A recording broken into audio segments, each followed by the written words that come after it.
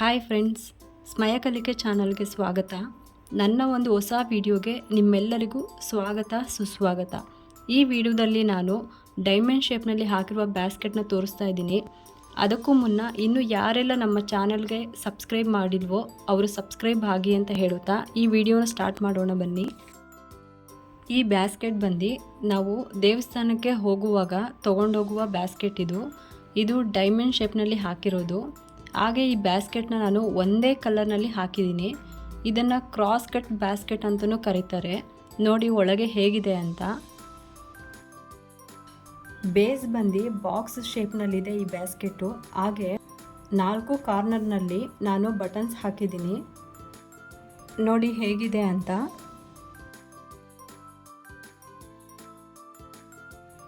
Basket ಸುತ್ತ cross cut ಅಂದರೆ diamond ಶೇಪ್ನಲ್ಲಿದೆ ನೋಡಿ ಡಿಸೈನ್ಸು.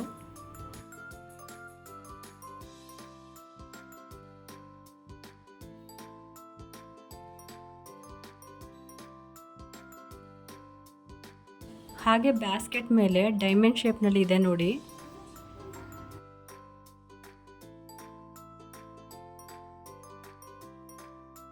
ಈ ಪೂಜಾ ಬ್ಯಾಸ್ಕೆಟ್ಗೆ ನಾನು ಡಬಲ್ ಹ್ಯಾಂಡಲ್ ಹಾಕಿದ್ದೀನಿ, ಅದು ಒಂದೇ ಕಲರ್ನಲ್ಲಿ.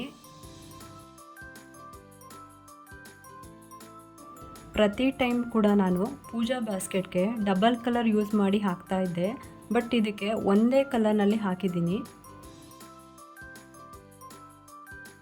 ಈ ಚಿಕ್ಕ ಪೂಜಾ ಬ್ಯಾಸ್ಕೆಟ್ ಅದು ಡೈಮಂಡ್ ಶೇಪ್ನಲ್ಲಿರೋದು ನಿಮ್ಮೆಲ್ಲರಿಗೂ ಇಷ್ಟ ಆಗಿದೆ ಅಂತ ನಾನು ಭಾವಿಸ್ತಾ ಇದ್ದೀನಿ. ಮತ್ತೆ ಮುಂದಿನ ಹೊಸ ವಿಡಿಯೋ ಜೊತೆ ಭೇಟಿಯಾಗೋಣ. Thank you.